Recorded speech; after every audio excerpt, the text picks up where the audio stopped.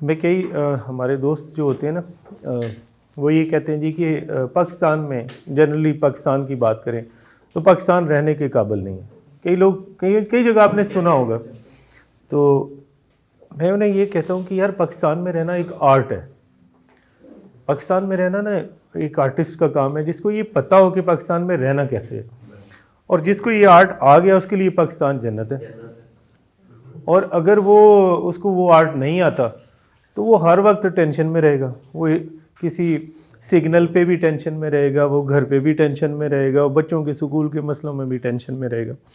तो पाकिस्तान में रहना एक आर्ट है और उसके कुछ बुलेट पॉइंट्स हैं। तो जिनको वो बुलेट्स पॉइंट में नहीं बताता, यानी मेरे अकॉर्डिंगली क्या है, हर बंदे के अपने अपने। तो कुछ मेरे नज़दीक है। तो मैं कभी मेरे ख्याल में एक दफ़ा मैं कहीं इंडिया गया था, उसके अलावा कहीं कभी नहीं गया।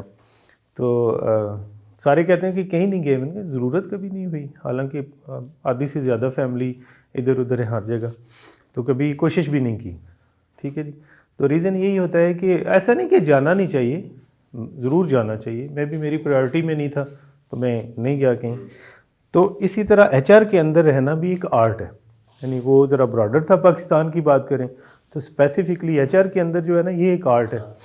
अगर आपको वो आर्ट आता है, अगर आपका वो माइंड सेट है, आपकी वो पर्सनैलिटी में वो ट्रेड्स हैं, तो आप एचआर में रहें। मेरे अपने कई कोलीग्स से जिन्हें मैंने मशवरा दिया कि यार आप एचआर छोड़ दो, ठीक है, आप एचआर में हो नहीं सकते, क्योंकि आपका अब जैसे फाइनेंस के हमारे दोस्त होते हैं, तो फाइनेंस के दोस्तों का ये होता है कि वो एक साइकी होती है, क्योंकि एक एक निटी ग्रिटी उन्होंने चेक करनी है, एक एक चीज़ पे जाना है, पैसे रोकने हैं। हमारे फाइनेंशियल कंट्रोलर होते हैं, तो उनका तो काम ही है ना कि पैसे कम लगवाने हैं। मेरा एचआर बीइंग एचआर तो नहीं है ना ये काम कि मैं कहूँ कि पैसे कम दें, एम्प्लॉय बेनिफिट कम दें। तो मेरा तो काम है ज़्यादा करना, कोशिश करनी, देना तो कंपनी ने है। तो इसलिए एचआर के अंदर रहना एक आर्ट है। अगर आपको वो आर्ट आता है, अगर आपकी वो सोच डेवलप हो जाती है, तो आप करें। मेरी एक दफ़ा अपने ही एक पुराने इदारे में एक अपने कोलीग से बड़ी ढेर सारी बहस हुई, और मैंने अच्छा खासा उस पर स्टैंड लिया, और आखिर में वो चला गया। खैर किसी, मैंने तो ये रिकमेंड किया था कि रोटेट कर दें इसको, लेकिन वो उसने छोड़ दिया। तो मसला यही था कि जब उसके पास बिल्स जाते थे, मेडिकल के बिल किसी के चले गए, फाइनल सेटलमेंट किसी की चली गई, ठीक है, रख के बैठ जाता था। तो मैंने से कहा यार बात यह है कि आपके पास कोई चीज़ आती है तो उसको थ्रू कर दिया करो, अपने टेबल से तो फ़ारिग करें ना, अपने आप पेन की जो मार है वो तो दे दें, बाकी अगले देखी जाएगी। तो नहीं नहीं, ये ऐसे नहीं होगा, ये इसमें ये चेक करेंगे, हम ये चेक करेंगे। तो इसे हम कहते हैं कि यार जब वो एम्प्लॉई है हमारा है ना, तो या तो आप उसका इंटेग्रिटी का इशू रखोगे, ये 2 नंबर है, ये गलत करेगा, ठीक है।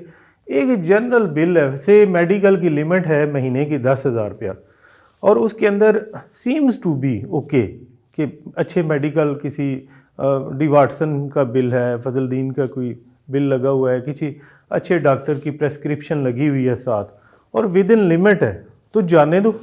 आपको क्या लगे कि मैं फ़ोन करूँगा, मैं चेक करूँगा।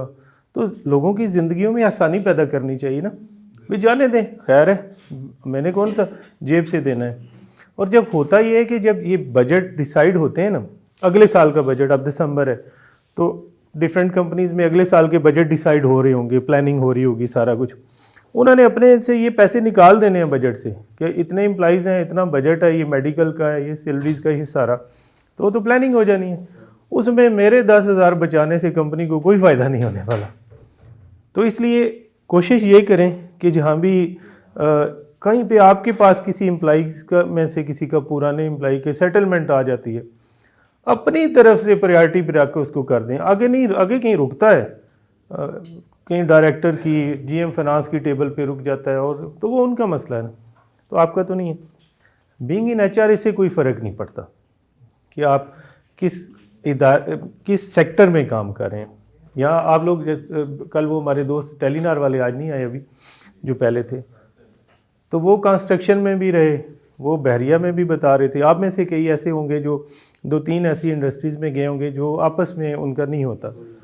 तो वो खुबैब की बात कर रहे थे कैप्टन खुबैब की। तो खुबैब जो थे जब हम पढ़ रहे थे इकट्ठे तो वो शौकत खानम में होते थे HR मैनेजर। अब अली है शौकत खानम में, तब खुबैब होते थे। खुबैब वहाँ से टेलीनार में चले गए। टेलीनार्स को छोड़ा उन्होंने, तो यानी अगर वो सीक्वेंस मुझे ना याद रहा हो, लेकिन ये है कि खुबैब शौकत खानम में रहे हॉस्पिटल में, टेलीनार में रहे काफ़ी लंबा अरसा, फौजी फूड्स में रहे, डेस्कान में रहे, ठीक है जी, डेस्कान केमिकल के हेड HR, अभी विलशायर में थे, अभी कोई बता रहे थे सर्विस में चले गए। सर्विस में चले गए तो कोई फ़र्क पड़ता है इससे कि आपका सेक्टर कौन सा है? फ़र्क सिर्फ ये पड़ता है कि ये जो चीज़ें हम डिस्कस कर रहे हैं, पॉलिसीज़ की बात कर रहे हैं, इस पे आपका हैंड्स ऑन एक ना ग्रिप होनी चाहिए, तो आप जहाँ मर्जी चले जाएं। जो HR में भी बात कर रहा था ना, 2001 की बात है कि CMD वालों ने ये उस वक्त लॉन्च किया था डिप्लोमा PAQC के साथ मिलके, रादर PAQC ने लॉन्च किया था CMD के साथ मिलके, सेंटर फॉर मैनेजमेंट डेवलपमेंट। आप लोगों को पता है UMT का, centre for management development UMT का ही एक कैंपस था, तो जिसमें वो कॉर्पोरेट वो करवाते थे, नसीम जफ़र साहब होते थे उसके हेड।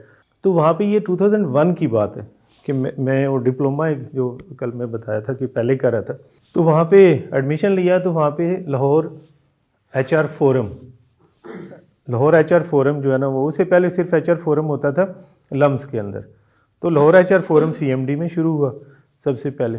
तो वो एक बड़ा अच्छा प्लेटफॉर्म था कि सारे HR के लोग इकट्ठे हो जाते थे मुख्तलिफ कंपनी से, यू नेम एनी वन जो अब सीनियर मोस्ट है, तो वो सारे HR फोरम के थ्रू हम, यानी जैसे मैं जूनियर मोस्ट था, हम तो पढ़ रहे थे ना उस वक्त, जैसे आप में से कुछ अभी कुछ दोस्त कल आए थे तो वो अभी ग्रेजुएट हुए हैं या एक आध साल किसी का HR में है, तो वो सारे गुरु थे। वासिफ साहब अभी आपको पढ़ाएंगे, वो हो गए, अकरम साहब हो गए, अरुण साहब हो गए, पुराने लोग हैं सारे। तो वहाँ पे जो HR के लिए मेन चीज़ हम कहते थे ना, वो हमें सिखाते थे, वो ये थी कि नेटवर्किंग नेटवर्किंग नेटवर्किंग। आपकी नेटवर्किंग इतनी स्ट्रांग होनी चाहिए कि आपको ये टेंशन ना हो कि मेरे मालकान क्या कह रहे हैं। आपने काम करना है लोगों के लिए, तो आपको ये परेशानी नहीं होनी चाहिए कि क्या हो। एंड देन बेंचमार्किंग, कि आप देखें कि दूसरी बेस्ट प्रैक्टिसेस के लिए कि अच्छे इदारे या कोई भी इदारा, उसमें अच्छी क्या प्रैक्टिसेस हैं जो HR के रिलेटेड है, क्या ऐसी HR की पॉलिसीज़ हैं जो आप सीख सकते हैं, जो आप इम्प्लीमेंट कर सकते हैं। तो sharing best practices and networking, ये दो तो HR के मेन क्रक्स में है ना। अगर आप ये कहें कि ये दोनों नहीं करते, कहीं आना जाना भी नहीं है, कोई फोरम भी नहीं अटेंड करना, कोई कोर्स भी नहीं अटेंड करना, कोई रिसर्च नहीं करनी कि और कंपनीज़ में क्या हो रहा है, तो फिर बड़ा मुश्किल होगा कि आप सरवाइव कर सकें। आप 10 साल एक जगह काम करेंगे तो 10 साल एक ही लेवल पे रहेंगे, आप वो प्रमोशन या वो आगे जाना वो मुश्किल हो जाएगा। देखें जो सीनियर लोग हैं ना, वो तो ये कहते हैं कि 3-4 साल करना चाहिए, लेकिन वो सीनियरिटी पे। लेकिन जो आपकी पहली ऑर्गेनाइजेशन है, पहली ऑर्गेनाइजेशन वो 8-10 साल कर लेना चाहिए, क्योंकि वो आपकी लर्निंग है, वो आपका, अगर आप पहले ही छोड़ना शुरू हो गए ना तो फिर एक रेपो बन जाती है कि आप ठहरते नहीं हैं किसी जगह, तो मुश्किल हो जाता है। मैंने तकरीबन 9 इदारों में काम किया है आज तक ना, 9 जगहों पे काम किया। मैंने एक जगह भी अप्लाई नहीं किया, यानी एक सिंगल ऐसा, इंक्लूडिंग दिस वन, हालांकि मल्टीनेशनल है, तो यहाँ पे भी मैंने अप्लाई नहीं किया। मुझे फ़ोन आया कि ये जॉब है तो आपने करनी है, तो मैंने पहली दफ़ा ना कर दी। मैंने कहा सॉरी जी, मैं तो जॉब कर रहा हूँ तो मैं नहीं करूँगा। 3 महीने बाद फिर मुझे कॉल आई कि एक दफ़ा चक्कर लगा जाएँ। ठीक है जी, मैं उस वक्त गाँव में था, तो मैंने कहा जी मैं तो कल आ सकता हूँ। कल जी आप 11 बजे आ जाए। मैंने कहा सॉरी 11 बजे तो नहीं आ सकता। कितने बजे आ सकते हैं? मैंने कहा मैं रात को आ सकता हूँ 9 बजे। और वुड यू बिलीव कि उन्होंने कहा कि ठीक है आप रात 9 बजे PC में हमारे डायरेक्टर ठहरे होंगे तो आप 9 बजे आप पहुँच सकते हैं। मैंने कहा जी 9 बजे आ जाऊँगा। तो मैंने रात 9 बजे जाके PC में इंटरव्यू दिया, और ऐसे ही लाइट तरीके से दिया भी, देनी है जॉब, देनी ना दें, ठीक है जी, आपकी वर्थ होती है। आपने सारे जो भी गैजेट्स चाहिए होते हैं ना, वो आपके बैगेज में होते हैं, लेकिन ये है कि यकीन नहीं होता अपनी ज़ात पे भी और नेचर के ऊपर भी। तो हम उस यकीन में जब लैग करते हैं ना, तो हम क्या करते हैं कि हम कोशिशें करते हैं खामखा, पंजाबी में कहते हैं थल्ले लग जाना वाली बात, कि उसकी एक उस लेवल पे चले जाएंगे, यार पता नहीं ये जॉब नहीं मिलेगी तो क्या हो जाएगा, क्योंकि वो जॉब नहीं मिलेगी ना, तो वो इसलिए नहीं मिलेगी कि आपके लिए उससे कोई बेहतर वेट कर रही है, तो और मे भी वो 2 महीने बाद मिले, वो भी 6 महीने बाद मिले, ज़रूरी तो नहीं ना फ़ौरन ही मिले। देखिए मैं इसलिए आपको अपनी मिसाल दे देता हूँ कि थोड़ा से 2-4 साल में भी आप लोगों से ज़्यादा काम किया हुआ है मार्केट में, तो इसलिए इस चीज़ को उस तरह ना लीजिएगा कि मैं हर बात पे अपनी क्यों कर रहा हूँ बात, क्योंकि एक्सपीरियंस किए हुए हैं। तो मेरे साथ ये है कि जैसे मैं यहाँ जॉब कर रहा हूँ, ठीक है जी, थोड़ी सी नेटवर्किंग रखी, कोशिश की, और नेटवर्किंग के लिए आपको एफ़र्ट करनी पड़ती है, आपको निकलना पड़ता है, आपको पेट्रोल लगाना पड़ता है, कभी कभार किसी को कोई चाय पानी पिलाना पड़ता है, कोई आफत आ जाए, कहीं आप चले जाएं, ठीक है जी, तो एक वो रखना पड़ता है आपको हल्का फुल्का। यहाँ मैं जॉब कर रहा हूँ, मेरी नौकरी ही है, ठीक है, लेकिन क्या है कि मैं नेटवर्किंग का फ़ायदा मुझे क्या है, नेटवर्किंग की वजह से मैं बाहर जो कोई गवर्नमेंट की हैं, कोई बॉडीज़ हैं, उनका मेंबर बना हूँ, वो इदारे की वजह से नहीं बना हुआ, वो नेटवर्किंग की। मैं भी कहीं वो डायरेक्टर मुझे कहीं मिले हूँ, तो उन्होंने बाद में कहा यार आप काम भी कर रहे हैं तो आप ये थोड़ी सी इस कमेटी में भी आ जाए, ठीक है जी। अच्छा, कहीं पे कोई पुलिस की काम आ जाएगा तो क्या होगा कि कहीं पे उन साहब को मैं कहीं मिला होऊंगा, किसी कोर्स में मैं भी हम इकट्ठे हुए होंगे, तो वो काम आ जाएंगे। यूनियन के मसले होते हैं, तो यूनियन मैटर्स में तो आपको ये एक्सटर्नल जितने कॉन्टैक्ट्स हैं ये मैटर करते हैं। हमारे इदारे की यूनियन इससे पहले बड़ी स्ट्रांग थी, अब भी स्ट्रांग है। फ़ौरन इन्होंने पंजाब लेवल पे चले जाना, फ़ौरन लेबर डिपार्टमेंट में चले जाना। तो अब क्या होता है कि वो पंजाब लेवल पे किसी को फ़ोन करते हैं तो बताते हैं ये मसला है, तो आगे से वो कहते हैं यार वो रिजवान साहब से ही बात कर लो, ठीक है। वजह है कि वो मुझे जानते हैं। लेबर डायरेक्टर के पास जाते हैं कि ये मसला हो गया जी, तो वो मुझे फ़ोन करके पूछते हैं कि यार ये हुआ है तो बताएं इसका क्या हल करना है। तो ये कुछ दफ़ा ये हुआ, अब हमारे यूनियन वाले वहाँ जाते ही को नहीं, वो मेरे पास ही आ जाते हैं और बैठ के कहते हैं कि ये मसला हल कर लें। तो नेटवर्किंग का आपको फ़ायदा ये होता है कि आपकी जॉब के अंदर आपकी वर्थ शो होती है। अगर आपकी जॉब की वर्थ शो नहीं होगी, आपके सीनियर्स, आपके डायरेक्टर्स, आपके मालकान, ठीक है, वो देखेंगे कि यार काम होता है तो हमें पैसे देके भी काम, पैसे भी लगने पड़ते हैं। पाकिस्तान है ना, वो कह रहे थे ना आर्ट है, तो उसमें एक ये चीज़ भी है, यहाँ जहाँ लगने हैं वहाँ लगा लें ठीक है। आज ज़िद भी करके बैठ जाएंगे तो मुश्किल हो जाएगा। और कई दफ़ा ऐसा भी होता है हमारा इदारा नहीं देते पैसे, नो वे। अगर वहाँ पे कोई काम ऐसा पता चल जाए कि मैंने किसी जगह 1000-2000 रुपया दे के काम करवाया है, तो मेरी कंप्लाइंस का केस होएगा, ठीक है जी, और मोस्ट प्रोबेबली टर्मिनेशन होएगी, ठीक है। इस पे वो ज़ीरो टॉलरेंस वाली बात है, लेकिन देने पड़ते हैं। वो हम बताते ही नहीं हैं कंपनी को कि काम तो करवाना है।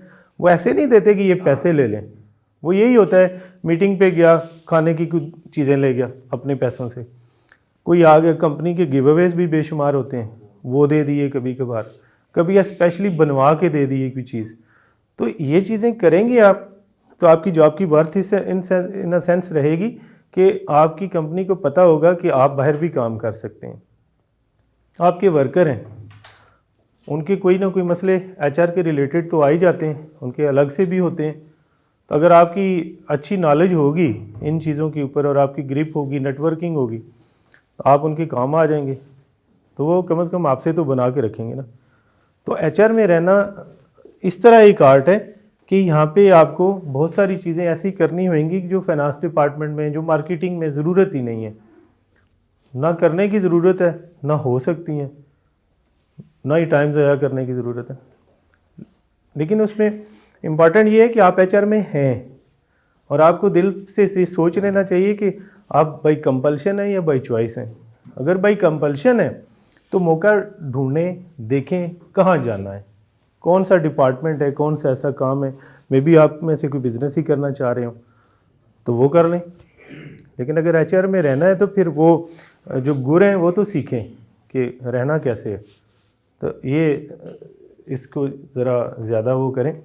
तो पॉलिसीज़ के हवाले से कल बात हो रही थी, तो अगर हम ये कहें कि कोई भी XYZ पॉलिसी, तो उसमें क्या कोई कंटेंट्स के बारे में हम थोड़ी बात करें कि उसका क्या कंटेंट्स क्या होंगे, मीन उसके सीक्वेंस क्या होगा। जनरल सी हम कहते हैं कि हमने लीव पॉलिसी बनानी है, तो पर्पस भी पता है, नीड भी पता है, ठीक है जी।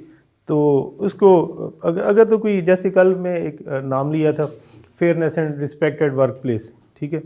अब इस तरह की बनानी है तो इसकी नीड क्रिएट होएगी, आपको कुछ केसेस लगेंगे कि ये ऐसे कोई इश्यूज आएंगे, कोई मैटर्स ऐसे आपके पास आएंगे कि आप कहेंगे कि यार ये नहीं होने चाहिए थे, तो वो आप उसको डिस्कस करेंगे। तो यही तो एक नीड क्रिएट होती है। जहाँ तक लीव पॉलिसी की बात है तो वो तो आपको वैसे ही पता है ही है, वो ना भी कुछ होगा तो करना ही पड़ेगा। तो उस हवाले से अगर हम देखें कि ऐसी कोई एक जनरल सी कोई पॉलिसी हो जो होनी चाहिए, वो हम थी ना कि एक मस्ट हैव वाली बात, प्रोएक्टिवली हम देखें कि रिएक्टिव अप्रोच के ना से देखें, तो लीव पॉलिसी है तो उसका क्या क्या कंटेंट्स होंगे। से एक तो स्कोप आ गया जैसे आपने कहा, ठीक है, और क्या होना चाहिए। बाकी कंटेंट्स तो आपको पता ही होंगे कि कितनी छुट्टियां होनी चाहिए, कौन कौन सी होनी चाहिए, कोई प्लस माइनस भी हो जाएगा वर्कर्स के लिए। जो कल हमने बात की थी ये भी इम्पॉर्टेंट है कि आपको ये देखना होगा कि सारी पॉलिसी सबके लिए नहीं होती, आपको कैडर वाइज ही बनानी होती हैं। कुछ आपने मैनेजमेंट के लिए बनानी है और मैनेजमेंट के अंदर भी टीयर्स होते हैं, तो आपने फर्स्ट ईयर सेकंड ईयर के लिए कुछ चीज़ें देख रहे होते हैं। एंड देन जब वर्कर के लिए बनाते हैं तो वो ज़रा ज़्यादा सेंसिटिविटी होती है उसमें लेबर लॉज की इम्प्लीमेंटेशन होती है। तो आपको इतनी नॉलेज होनी चाहिए या पूछ लेना चाहिए, कोई भी पॉलिसी बनाए तो जो भी कंसर्न डिपार्टमेंट है किसी लॉयर से पूछ लें, लेबर लॉ के जो एक्सपर्ट है उससे पूछ लें कि उसके अंदर क्या होना चाहिए क्या नहीं होना चाहिए। तो ये भी ज़रूर देखें। और क्या होएगा, रिस्पॉन्सिबिलिटी ऑफ मैनेजर्स कह लें या जो डिपार्टमेंट रिस्पॉन्सिबल कौन होगा उसको रिव्यू करने का, उसको देखने का, इम्प्लीमेंट करने का, ये भी एक बात सही है। अच्छा, इसमें एक वर्ड आप देखें आ रहा है डिस्क्लेमर। अब ये क्या होगा, और जब पॉलिसी की बात करेंगे तो इसमें किस तरह का डिस्क्लेमर आएगा, उसकी लिमिटेशन आप बता देंगे ना कि ये पॉलिसी जो है वो यहाँ तक वैलिड है इन लोगों तक, सही तो मेंशन कर सकते हैं। डिस्क्लेमर में ये भी हो सकता है कि आप उसको कहीं कोर्ट नहीं कर सकते, किसी मतलब आपकी इंटरनल प्रोसीजर है, इंटरनल डॉक्यूमेंट है, आप उसको कल को लीगली उसको कहीं सबमिट नहीं कर सकते, जिसके हम सबमिट जी भी इसमें एक्सेप्शन आ जाएंगे। एग्जांपल दी थी कि मैंने कहा जी मैनेजमेंट स्टाफ को इससे ये जो आपकी पॉलिसी है एग्जेम्प्ट कर दें, एग्जेम्प्ट कर दें, तो ये आप डिस्क्लेमर में डाल देंगे कि जी ये वाला स्टाफ इससे एग्जेम्प्टेड है। या सर मैनेजमेंट के पास अथॉरिटी है उसको चेंज कभी भी कर सकते हैं डिस्क्लेमर तो ये भी बात कि उसमें कि एट एनी टाइम, तो ये कोई ऐसा राइट नहीं है मैनेजमेंट का, अपना एक है कि वो जब दिल करे एट डिस्क्रिशन वो कर सकते हैं। ठीक है जी। तो इस चीज़ को और इसमें जो एक और चीज़ इम्पॉर्टेंट होती है कि कोई भी पॉलिसी जब आप बनाते हैं तो उसको कम्युनिकेट करने से पहले, जब कम्युनिकेशन होए अप्रूवल के प्रोसेस में, तो अप्रूवल वही बंदा करेगा कि जिसकी अथॉरिटी होगी। ये ना हो कि आपने अप्रूव करवा ली जीएम से, ठीक है जी, और उसके बाद जब उसकी इम्प्लीमेंटेशन की बात आएगी तो चेयरमैन साहब से कहेंगे कि ये कौन होता है, मुझसे किसी ने पूछा ही नहीं। तो जो अल्टीमेट अथॉरिटी है अप्रूवल उसी ने देनी है, कि जो कल इस बात पे, या अगर एचआर वालों को दी हुई है उन्होंने, ठीक है, अथॉरिटी ये है एचआर वालों के पास कि वो एक पॉलिसी खुद से बनाएं, हेड ऑफ एचआर उसको कर दें, ठीक है जी, रिलेटेड हो, जैसे लीव पॉलिसी है तो अब लीव पॉलिसी पे चेयरमैन साहब का तो कोई लेना देना नहीं होगा, कि जो भी लीगली बाइंडिंग चीज़ें हैं तो वो तो वैसे ही होंगी जैसे होनी चाहिए, तो वो तो आप कर लेंगे। लेकिन ऑफ कोर्स उस पर भी जो भी अप्रूविंग अथॉरिटी है साइन तो उसके भी होंगे। अगर हेड ऑफ एचआर के तौर पे आप इसको पॉलिसी को बनाते हैं, ठीक है, कंपाइल करते हैं, और अप्रूविंग अथॉरिटी एमडी हैं, तो एमडी से आपने साइन करवा लिए, आपने स्कोप डिफाइन कर दिया कि ये वर्कर्स के लिए आपने, और ये पंजाब के लिए से पंजाब के वर्कर के लिए, सिंध के लिए कुछ और हो जाएगा, क्योंकि डिफरेंट होते हैं लाज, अगर सिंध में जाते हैं तो चेंज हो जाएगा, तो उसको आप उसके अकॉर्डिंगली देख लेंगे। ठीक है जी। तो ये चीज़ें आपने फिर आगे जब मेन बॉडी की बात आएगी उसमें वो डिटेल्स आ जाएंगी। से अगर लीव पॉलिसी है तो वही हो जाएगा कि जी, अगर जैसे मैंने आपको अपना बताया कि अगर कोई ज्वाइन करता है तो फर्स्ट 5 ईयर्स के लिए नंबर ऑफ़ लीव्स डिफरेंट हैं, आफ्टर 5 ईयर्स कुछ और हैं, और 10 ईयर के बाद फिर वो कुछ थोड़ी सी 2-3 और बढ़ जाती हैं। देखिए, टारगेट ग्रुप हो गया वर्कर्स और स्कोप हो गया पंजाब, ठीक है जी। तो वो इसको इसलिए अलग से बिल्कुल कर लिया कि टारगेट ऑडियंस, टारगेट ग्रुप अलग हो गया, वो वर्कर का है, और स्कोप पंजाब का है, और टारगेट ग्रुप जो है वो मैनेजमेंट है, वाइट कॉलर। पॉलिसी बनाते हुए उसको इतना अच्छे तरीके से करें कि कोई एम्बिग्युइटी ना रह जाए, बिल्कुल क्लैरिटी एक होनी चाहिए उसके अंदर जो आप मैसेज कन्वे करना चाह रहे हैं पॉलिसी की शक्ल में। तो वो पूछेंगे आपसे कि जी अच्छा जी वर्कर पंजाब के, तो फ़ोन तो फिर आपको इस तरह भी आते हैं कि जी वो पंजाब में डीजी खान भी है, आप कहेंगे है या नहीं है, जो भी आपको कोई फ़ोन करेगा आपको कि जी इस्लामाबाद वाले भी हैं, तो उसको अलग ही कर देंगे तो आप बेहतर है। कि जैसे हम कल एक दो चीज़ों की बात कर रहे थे, तो बिल्कुल सिंपल सी चीज़ें होती हैं, लेकिन ये बैंक का देखें, हमारा बैंक जो है बैंकिंग हमारा सेक्टर नहीं है, ठीक है जी। और होता ही है कि उसके एक कार्ड आता है या हमने कोई एटीएम आ गया या कोई चेक बुक आ गई, वो छोटी सी क्यूरी होती है, तो ऐसे होता है परेशान हो रहे होते हैं, हेल्पलाइन पे फ़ोन करते हैं तो वो वही कहता है कि जो हमें पहले से अंदाज़ा होता है कि इसका ये होगा, तो वही कहता है तो हम मुतमिन हो जाते हैं। तो क्वेश्चन फिर भी अराइज होते हैं, इसलिए वो जितना क्लैरिटी से होएगा वो ज़्यादा बेहतर है।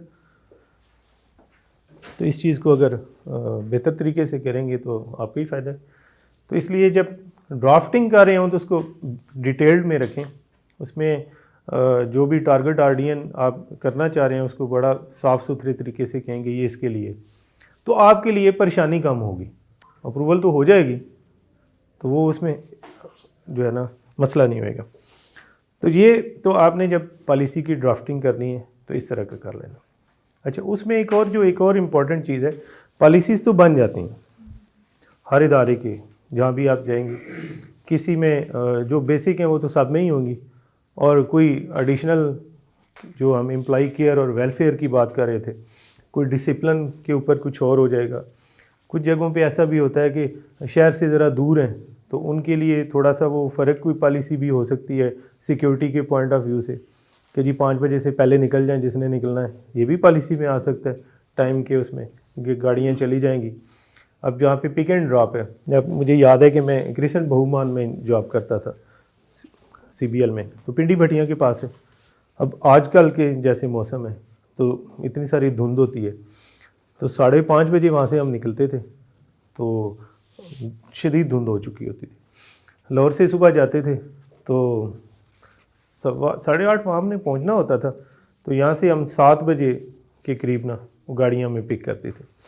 तो 7 बजे भी अच्छी खासी धुंध होती थी, और 7 बजे निकलना है कैंपस ब्रिज से, क्योंकि वो हाई रूफ होती थी, तो उसने हमें यहाँ से वो पिक करना होता था। अब कैंपस ब्रिज पहुँचना, यहाँ वो हमारा बेट्स के नाम से कॉलेज है, तो मैंने आना गाड़ी बेट्स में खड़ी करनी, और वहाँ से थोड़े से दूर कैंपस पूल है पहुँचना। तो नमाज से पहले यानी अजान हो रही होती थी तो हम तैयार हो रहे होते थे मॉर्निंग की, तो 8 बजे वहाँ पहुँचना है। अब ये एक ऐसा एक सिचुएशन थी कि जो और इदारों में नहीं होती, विद इन लाहौर नहीं है ऐसा कि आपने 150 किलोमीटर दूर पहुंचना है और गाड़ियों ने पिक करना है, शाम को आना है। अब उसके ऊपर बड़ी कम्प्रीहेंसिव पॉलिसी थी कि कोई परेशान ना हो कि जी पहुंच गया जो पहुंच गया, यानी ये भी एक पॉलिसी थी कि 3 मिनट इंतज़ार होएगा, अगर 3 मिनट में आप नहीं आए, किसे 7 बजे पहुंचना है, तो 7:03 पे गाड़ी निकल जाएगी। अब रह गए तो रह गए, अब अगर रह गए तो या तो उस दिन आपने लीव होगी आपकी मार्क, या फिर आप अच्छा खासा खर्चा करके अपनी गाड़ी पे जाएंगे वहाँ पे 2000 का पेट्रोल लगा के। मैं तो ये कहा ना कि पॉलिसी के तौर पे ये था कि जी 3 मिनट तक आप आ जाएं तो ड्राइवर निकल। अब ड्राइवर अगर 7 बजे के बजाय 6:55 पे निकल गया तो ड्राइवर की गलती है, लेकिन 7:03 पे निकल गया तो अकॉर्डिंग टू पॉलिसी है, फिर तो वापस नहीं आएगा। तो ऐसे ही है। तो कहने की बात थी कि बात शुरू यहाँ से हुई थी कि वेरी कर सकती हैं पॉलिसीज़, कि कहीं पे 4 हैं, कहीं पे 6 हैं, कहीं पे 15 है, लेकिन यह है कि इसी तरह का उसका एक सीक्वेंस होगा, और उसका फॉर्मेट अलग हो सकता है, उसका डिज़ाइन अलग हो सकता है, लेकिन होएंगी किसी तरह की चीज़ें कि जो आप इसको ऐसे करेंगे। अब एक और इम्पॉर्टेंट चीज़ ये होती है कि जो आपके एम्प्लॉइज़ हैं उन तक पहुंचना इनका कि कैसे होएगा। एक तो कल हम ये बात कर रहे थे कि अगर IT डिपार्टमेंट बेहतर हो तो वो शेयर पॉइंट पे डाल दें, ठीक है, शेयर पॉइंट पे भी रख सकते हैं। दूसरा एक और है कि आप जब अपॉइंटमेंट लेटर देते हैं जो नए लोगों को, तो अपॉइंटमेंट लेटर के साथ कुछ दे दें।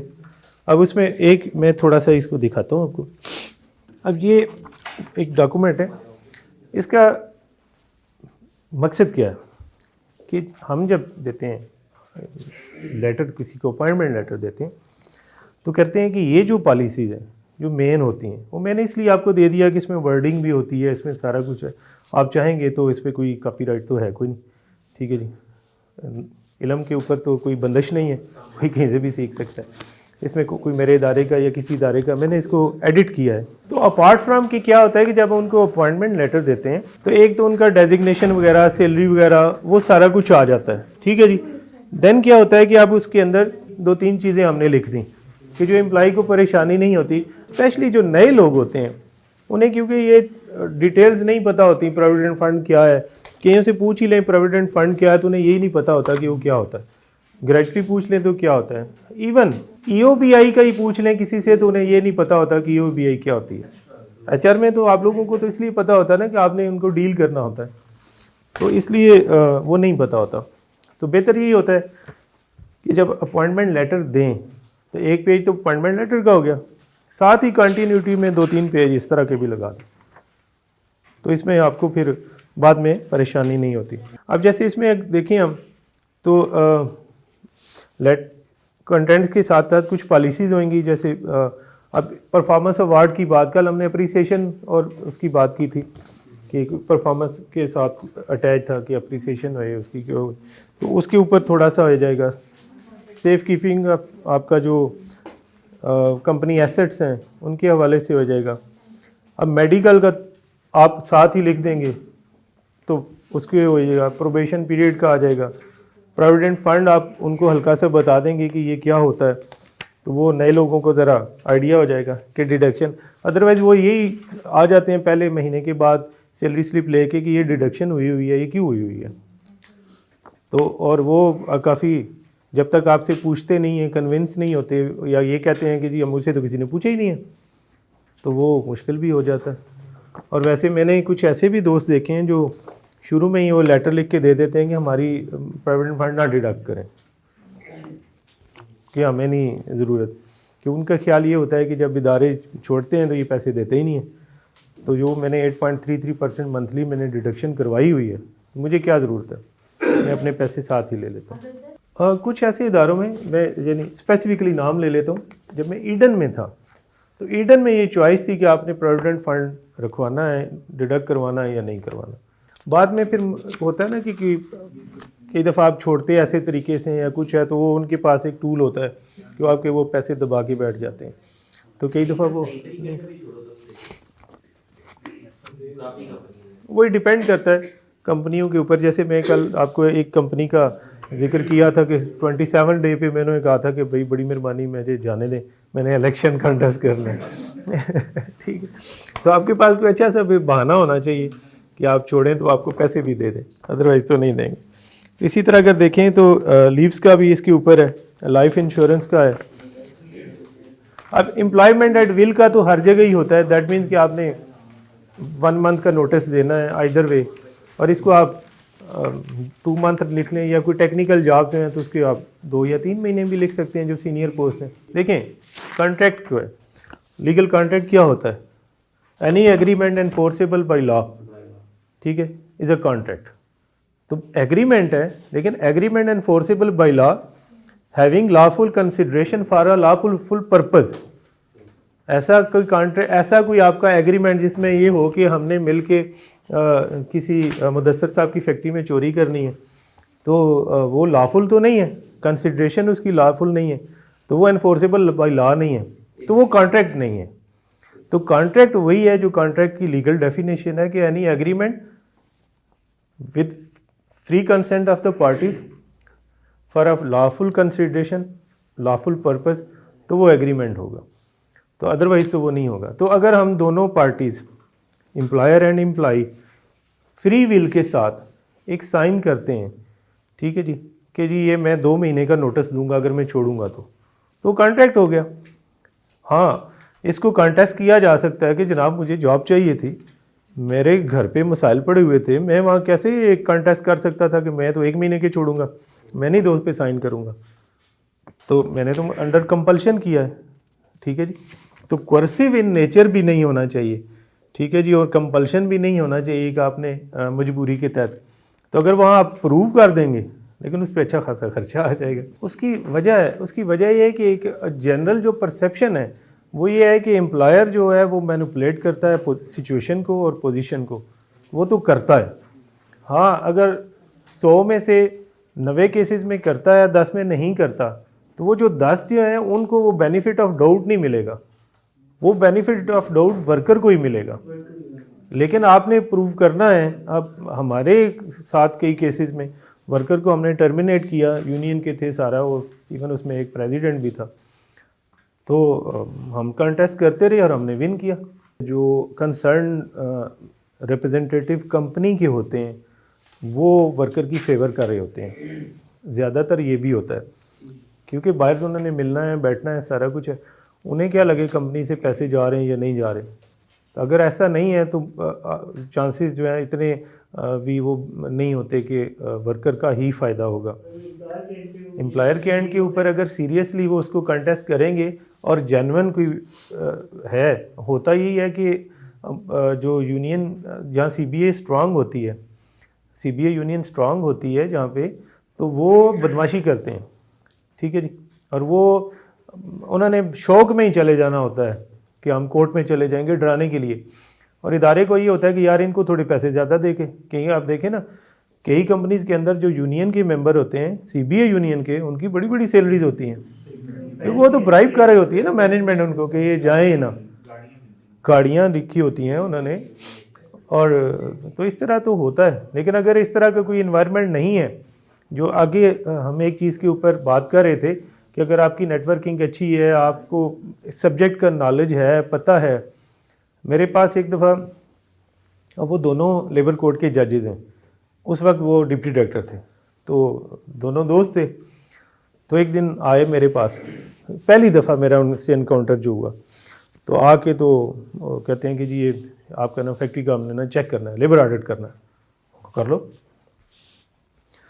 कहते हैं अभी कुछ बात निकल आई तो फिर फंस जाएंगे आप।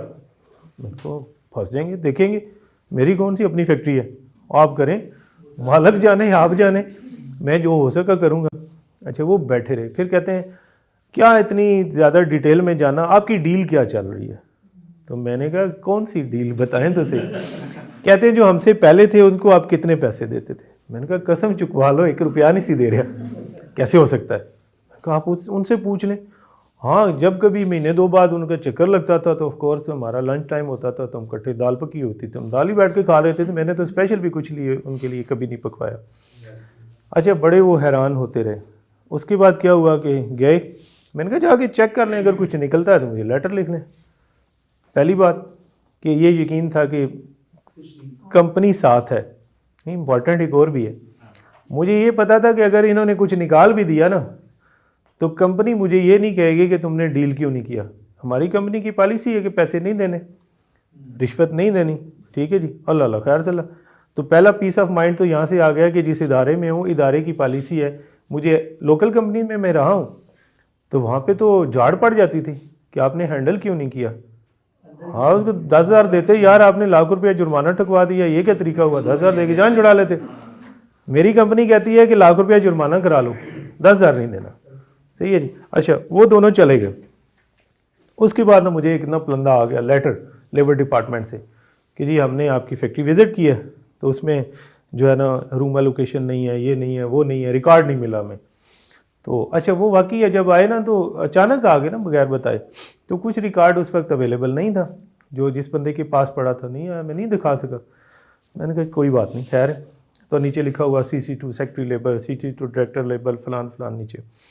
मैं गया, जाके लेबर लॉज की वो 12,000 की किताबें ले आया, बैठ के, ऑफ कोर्स कंपनी के खर्चे से। तो मैंने उन्हें कहा जी मैंने उनको जवाब देना है, तो बुक्स नहीं है, आ गई। तो बैठ के मैंने बेहतरीन सा जवाब एक बनाया, जो जो रिक्वायरमेंट थी वो पूरी की, अंदर जाके देखा। उसके बाद मैंने उसको फ़ोन किया डिप्टी डायरेक्टर को, मैंने कहा जी वो सर वो कहाँ पे भेजना है। क्या, तो आपने लेटर भेजा तो उसका जवाब भेजना है, तो मैंने बना ली है सारी, तो ये सेक्रेटरी लेबर और डायरेक्टर लेबर को भी भेज दूँ साथ। कहते हैं तुसी बादशाह वो तो वैसे थले लिख देता है, वो पास ही रखें, हम चक्कर लगाएंगे आपसे ले लेंगे, अब भेजने की कोई ज़रूरत नहीं।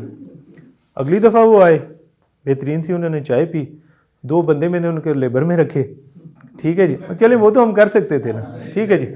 और उसके बाद अब ये होता है कि उनका उस दिन कोई 1.5 महीना पहले ना सुबह सुबह, अब वो लेबर कोर्ट के जज हो गए, तो सुबह सुबह फ़ोन आया, और शाह जी आपने बड़ा तंग किया हुआ है, आज आप मेरी ख्वाब में आए हैं, आपने कहा इतने दिन हो गए आपने चक्कर नहीं लगाया। तो अब उनको ख्वाब में भी वो चक्कर याद आते हैं कि जी आपने चक्कर नहीं लगाया, चाय याद आती हो। तो कहने की बात यह है कि अगर आपको सब्जेक्ट नॉलेज है तो डर किसी चीज़ का नहीं होता, ना कंपनी वालों से ना बाहर वालों से। तो और ये पॉलिसीज़ अगर आपने अच्छी बनाई हुई है, इसमें कोई भी ग्रे एरिया नहीं है, तो फिर डर किस चीज़ का। लेकिन उसमें इम्पॉर्टेंट वही है जो आगे बात हो रही है कि आपने जो पॉलिसी बनानी है, तो पॉलिसी के अंदर कोई एक सिंगल ऐसा पॉइंट नहीं होना चाहिए जो आपका वीक पॉइंट हो। जब आप चलें, एक जनरल रूल की बात कर रहे हैं ना HR के वाले से, तो आपने हर वक्त एक तैयारी रखनी होती है। आप सोचें ये कि यार क्या प्रॉब्लम आ सकती है जिसका आपके पास सलूशन होना चाहिए।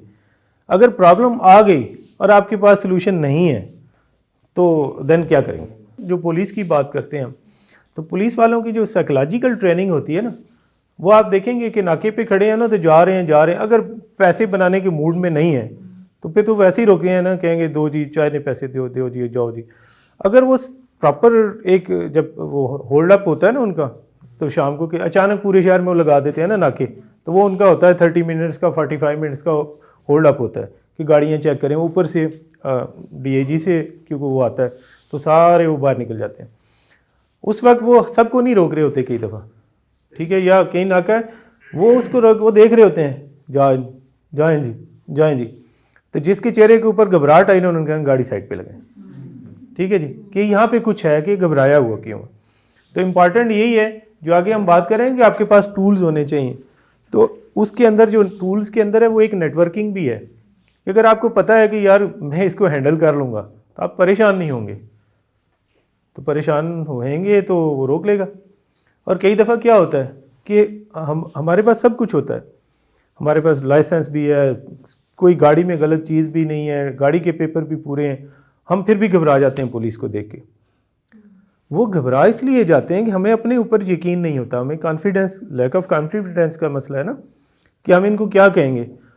तो वहाँ पे क्या होता है कि वो खामखाई कहेंगे अच्छा ए दिखाओ सब कुछ है, एंड पे क्या है कहेंगे सारा कुछ ठीक है चलो 200 रुपये ही दे दो।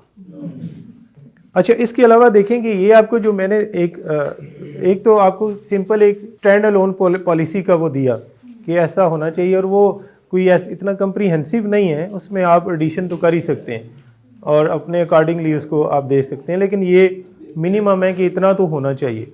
दूसरा जो मैंने आपको दिया है तो वो ये है कि अगर आप लेटर के साथ इस तरह की कोई चीज़ दे देंगे, जैसे आप भी कह रहे हैं कि हम दे देते हैं, तो कोई हरज नहीं है। और इसका क्या फ़ायदा है कि पहले दिन से ही जो भी एम्प्लॉई है वो ये उस परेशानी में नहीं रहेगा कि हुआ है माई लोगों से पूछता फिरेगा कि क्या है यार, क्या है मेरी, मुझे मिलेगा क्या। तो ये सारी चीज़ें उसको पहले क्लियर हो जाएंगी। कंप्लायंस पॉलिसी जैसे, अब कंप्लायंस एक बड़ा वास्ट किस्म का सब्जेक्ट है। अब उसके ऊपर होगा कि जो भी है उसको विद इन जो भी 2 हफ्ते 2 महीने जो भी उसके अंदर उसकी कंप्लायंस की एक ट्रेनिंग हो जाएगी, उसे पता होगा कि क्या करना है क्या नहीं करना। You will not use the trade secrets and proprietary data of your farmer employer. तो यहाँ पे हम इवन यहाँ भी लिखा है कि आप अपने पिछले एम्प्लॉयर का भी डाटा यहाँ यूज़ नहीं करेंगे, कि आपने किसी एक्स एम्प्लॉयर का भी नहीं करना उनकी परमिशन के बगैर। अगर आपने परमिशन ली हुई है या कोई ऐसा डाटा है कि जिसका कोई वो नहीं है, आपको पता है कि अगर पता भी चल जाए कि हमें से कोई उनको बता भी दे कि जी ये आपका डाटा इधर यूज़ हो रहा है। अब उसमें कुछ ऐसी नॉलेज होती है कि जैसे आपकी डीलर नेटवर्क है, ठीक है, कुछ कंपनीज़ का, हमारे क्रॉप साइंसेस का है, एग्रीकल्चर कंपनीज़ का। अब डीलर नेटवर्क बड़ा स्ट्रांग होता है, एक वो डाटा चाहिए होता है सबको कि अगर पूरा वो डीलर नेटवर्क ही मुझे वो मिल जाए तो मैं किसी कंपनी में जाऊंगा कि सर मेरे पास पूरा डीलर नेटवर्क का डाटा है, मुझे जॉब दे दें।